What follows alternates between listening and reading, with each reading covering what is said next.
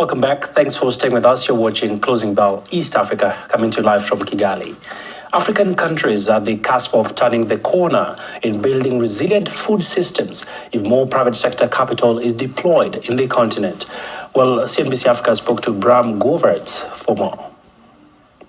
This conference here in Kigali, the African Food Systems Forum, is a key gathering to actually report back on the impacts that we have in the countryside, or especially in Africa. So it is responsible for safeguarding maize and wheat biodiversity for humanity, and then that biodiversity is the basis to generate better seeds, climate resilient seeds. And so we have, for example, developed drought tolerant maize that is now planted in millions of hectares, benefiting over 40 million beneficiaries only this year, and that has helped with increasing the yield by 40% despite the El Nino impact. If we would not have had those seeds rapidly delivered, the El Nino impact that we have seen this year would have been even worse in countries like Rwanda, but also Zambia, Tanzania, Malawi. So really for us, this is not a conference to make plans, this is a conference to report on what we agreed upon last conference, and then to make the plans on what is next around food systems transformation in the nexus of water, food, and energy. And looking at the broader picture, right now, many countries are grappling with food insecurity, and from where you sit, are African countries taking the right steps, or have they missed the mark completely? African countries are planning together, for example, the outcomes of the Fertilizers Summit in order to make roadmaps to implement a better productivity plan, but also making sure that their agriculture is more resilient. I think it's very clear for African governments that Africa can feed itself, while it also, of course, sources from the rest of the world. So for our organization that looks at maize, wheat, but also dryland crops like millets, sorghums, chickpeas, what we want is really to generate together with the African people, together with the governments, but also the sector, food systems. So we need that maize and wheat at a sufficient level, so food security or a guaranteed provision is on the map, but also the resilience piece in order to combat climate change impact. And at the same time, we need to do the crop diversification so we can construct healthy diets that includes vegetables, it includes also some legumes, and includes, of course, our ugali or our food staple-based products. And you raise very pertinent issues, and I'd like to know more in terms of what is at stake if African countries are not able to scale up investments, especially in building resilient food systems. What do we stand to lose? Even I think we really need a sense of urgency. Right now, the pressure that climate change is generating is just already there. It is not a matter of protecting us from the future. It is a matter of really running fast and fast enough to catch up. We are already behind.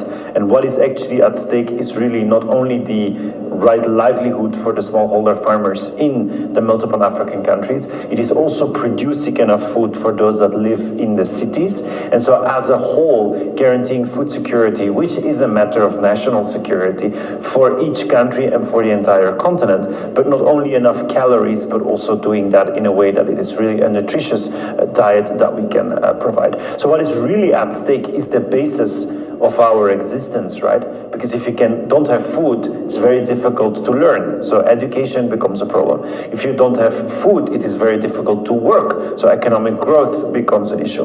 If you don't have food, there is all kinds of unrests, and so the stability becomes an issue. So I really think agriculture, but also the fact that people have enough to eat, is at the basis of the potential growth for Africa.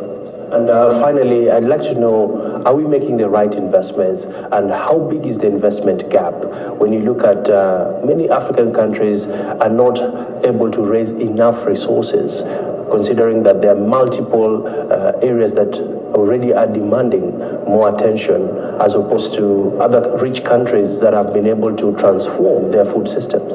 Right now, not enough for the challenges that we have ahead. We needed to at least triple the investment in research and innovation in order to get the new ideas on the ground. We also need to crowd in private sector resources. We would like to work with startups. We would like to work with seed companies. So, for example, we could successfully, together with Agra and seed companies, reduce by 10 times faster, deliver a new variety to the farmers. That's just one example, but now we need a business ecosystem around this. I really think for the youth in Africa, there's a business entrepreneurship opportunity. So we hope that private capital can come into agriculture, public capital can come into agriculture, but right now the investments are not enough. We need to triple them at least.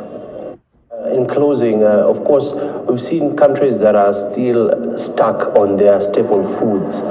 What sort of trends are you seeing, especially around delivering new varieties in terms of food products? Many African countries are reliant heavily on wheat, maize, millet. Are there new indications that countries can actually break away from this reliance, and are there case studies? There are successes of bringing in successfully some of what we call the opportunity crops. Those are those crops that traditionally have been in Africa, Bambara groundnut, okra, but also vegetables. So we need to bring those in. But you always will need your maize and wheat, because that is the basis of a food plate, right? Look at the plate. You will always have some maize, and maize sits in many, many products. But we also need the vegetables. We need some poultry, some chicken, which is actually also maize, right? Because chicken and poultry also have to eat. So you need your maize production, but that is not enough. We need to open up space in those mixed maize systems to put some of those other opportunity crops. And right now, in that sense, CIMMYT is working with multiple partners on what we call the VAX initiative in order to bring in those crops, because those crops haven't been improved. We don't have as many new and better seeds of those opportunity crops or those neglected crops. So we're actually taking advantage of all the research that we have generated for maize and wheat to accelerate, to leapfrog also some of those crops and make them robuster in their seeds that can then be part of a flexible system.